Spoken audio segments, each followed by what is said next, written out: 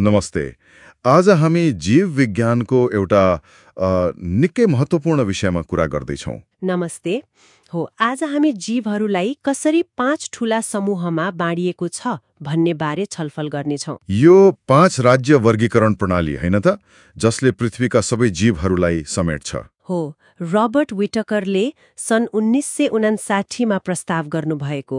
यो आउनु अघि त खै जीवहरूलाई कि बिरुवा कि जनावर यस्तै 2-3 समूहमा मात्रै राखिन्थ्यो। विटेकर। अनि यो प्रणाली किन त्यति महत्त्वपूर्ण भयो त? किनभने यसले जीवहरूलाई अझ वैज्ञानिक आधारमा वर्गीकरण गर्यो। कोषको बनावट, खाना खाने तरिका जस्ता कुराहरूलाई हेरेर यसले जीवनको विविधता बुझ्न धेरै सजिलो बनायो। ल, त्यसो भए सुरु गरौँ पहिलो राज्यबाटै, मोनेरा। यो सुन्दा अलि सरल जस्तो लाग्छ। हो, मोनेरामा पर्ने जीवहरू संरचनामा सरल नै हुन्छन्। ब्याक्टेरिया अनि साइनोब्याक्टेरिया, जसलाई नीलो हरियो लेउ पनि भनिन्छ नि। यिनीहरूको खास विशेषता के हो त? सबैभन्दा मुख्य कुरा, यिनीहरू प्रोक्यारियोटिक हुन्। भनेको यिनीहरूको कोषमा त्यो झिल्लीले बाँधेको व्यवस्थित न्युक्लियस हुँदैन। वास्तविक न्युक्लियस नहुने। हो, एकदमै आधारभूत कोष संरचना हो यो। अनि कोशिका भित्ति पनि हुन्छ, प्राय पेप्टिडोग्लाइकान भन्ने पदार्थले बनेको। अनि खाना नि आफै बनाउँछन् कि? कोही आफै बनाउँछन्, स्वपोषी, कोही चाहिँ अरूमा निर्भर हुन्छन्, परपोषी। ठिक छ। अब प्रोक्यारियोटिकबाट अलि जटिलतिर लागौँ। प्रोटिस्टा राज्य होइन? हो, प्रोटिस्टा। यहाँबाट युक्यारियोटिक कोषको सुरुवात हुन्छ। युक्यारियोटिक, त्यो भनेको? युक्यारियोटिक भनेको कोषमा वास्तविक झिल्लीले घेरिएको न्युक्लियस हुनु, अनि अरू साना साना अङ्गहरू, अर्ग्यानल्स पनि हुन्छन्। यसले कोषलाई अझ विशेष काम गर्न सक्षम बनाउँछ। मतलब कोष अलि विकसित भयो। हो, जीवनको विकासमा यो ठूलो फड्को हो। प्रोटिस्टामा प्राय एक कोषीय जीव पर्छन्, जस्तै अमिबा, प्यारामेसियम। तर यिनीहरूमा विविधता धेरै छ।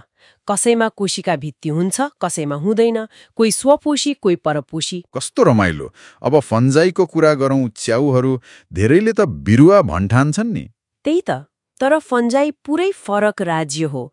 यिनीहरू पनि युक्यारियोटिक हुन्, प्राय बहुकोशीय पनि, जस्तै च्याउ, ढुसी। तर के फरक छ त बिरुवा भन्दा? 2टा मुख्य फरक छन्। पहिलो, कोशिका भित्ति।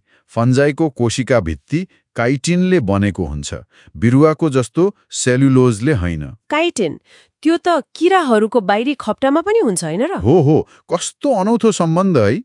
अनि दोस्रो फरक चाहिँ पोषण। फन्जाईले आफ्नो खाना आफै बनाउँदैन। स्वपोषी होइनन्। होइनन्, परपोषी हुन्। बाहिरबाट सोसेर लिन्छन्, प्राय मरेका कुराहरूबाट।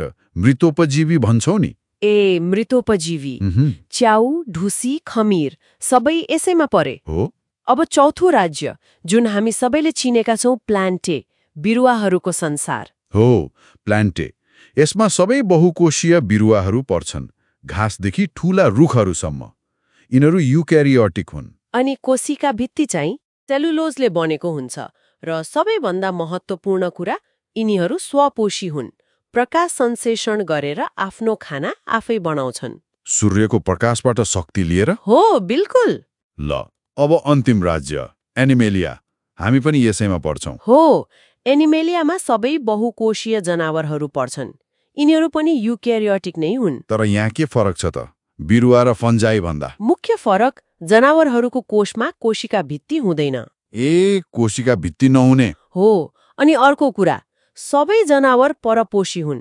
तर यिनीहरूले खाना प्राय सोसेर लिने भन्दा पनि निलेर लिन्छन्। इन्जेक्सन मतलब निल्ने प्रक्रिया। हो। वाह, 5 राज्य, 5 फरक किसिमका जीवनशैली।